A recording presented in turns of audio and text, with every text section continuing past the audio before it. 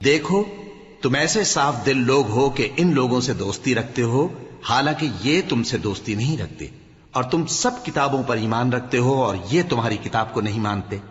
اور جب تم سے ملتے ہیں تو کہتے ہیں ہم ایمان لے آئے ہیں، اور جب تنہا ہوتے ہیں تو تم پر غصے کے سبب انگلیاں کاٹ کاٹ کھاتی ہیں۔ ان سے کہہ دو کہ اپنے غصے میں مر جاؤ، اللہ تمہارے دلوں کی باتوں سے خوب واقف ہے۔ اگر تمہیں آسودگی حاصل ہو تو ان کو بری لگتی ہے، اور اگر تمہیں رنج پہنچے تو خوش ہوتی ہیں، اور اگر تم تکلیفوں کی برداشت اور نافرمانی سے کنارہ کشی کرتے رہو گے تو ان کا فریب تمہیں کچھ بھی نقصان نہ پہنچا سکے گا۔ یہ جو کچھ کرتے ہیں اللہ اس کا احاطہ کیے ہوئے ہے۔ اور اس وقت کو یاد کرو جب تم صبح کو اپنے گھر سے روانہ ہو کر ایمان والوں کو لڑائی کے لیے مورچوں پر موقع بموقع متعین کرنے لگے، اور اللہ سب کچھ سنتا ہے، جانتا ہے۔ اس وقت تم میں سے دو جماعتوں نے جی چھوڑ دینا چاہا،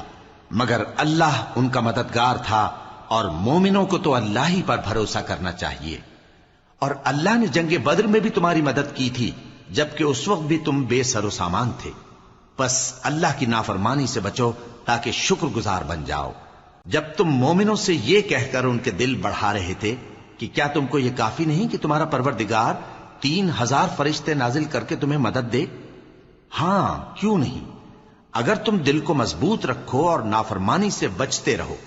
اور کافر تم پر جوش کے ساتھ دفتن حملہ کر دیں تو تمہارا پروردگار 5000 فرشتے جن پر نشان ہوں گے تمہاری مدد کو بھیجے گا،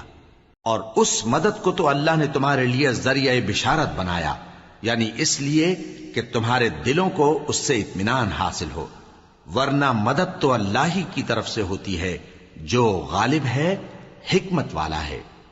یہ اللہ نے اس لیے کیا کہ کافروں کی ایک جماعت کو ہلاک کر دے یا انہیں ذلیل و مغلوب کر دے کہ ناکام واپس جائیں۔ اے پیغمبر، اس کام میں تمہارا کچھ اختیار نہیں۔ اب دو صورتیں ہیں، یا اللہ ان کے حال پر مہربانی کرے یا انہیں عذاب دے کہ یہ ظالم لوگ ہیں، اور جو کچھ آسمانوں میں ہے اور جو کچھ زمین میں ہے سب اللہ ہی کا ہے، وہ جسے چاہے بخش دے اور جسے چاہے عذاب کرے، اور اللہ بخشنے والا مہربان ہے۔ اے ایمان والو، دگنا چوگنا سود نہ کھاؤ، اور اللہ سے ڈرو تاکہ کامیاب ہو جاؤ، اور دوزخ کی آگ سے بچو جو کافروں کے لیے تیار کی گئی ہے، اور اللہ اور اس کے رسول کی اطاعت کرو تاکہ تم پر رحمت کی جائے، اور اپنے پروردگار کی بخشش اور اس بہشت کی طرف لپکو جس کا عرض آسمان اور زمین کے برابر ہے، اور جو پرہیزگاروں کے لیے تیار کی گئی ہے، جو آسودگی اور تنگی میں اپنا مال اللہ کی راہ میں خرچ کرتے ہیں اور غصے کو روکتے اور لوگوں کے قصور معاف کرتے ہیں، اور اللہ نیکوکاروں کو دوست رکھتا ہے۔ اور وہ کہ جب کوئی کھلا گناہ یا اپنے حق میں کوئی اور برائی کر بیٹھتے ہیں تو اللہ کو یاد کرتے اور اپنے گناہوں کی بخشش مانگتے ہیں، اور اللہ کے سوا گناہ بخش بھی کون سکتا ہے، اور جان بوجھ کر اپنے افعال پر اڑے نہیں رہتے۔ ایسے ہی لوگوں کا صلہ ان کے پروردگار کی طرف سے بخشش اور باغ ہیں جن کے نیچے نہریں بہ رہی ہیں، اور وہ ان میں ہمیشہ بستے رہیں گے،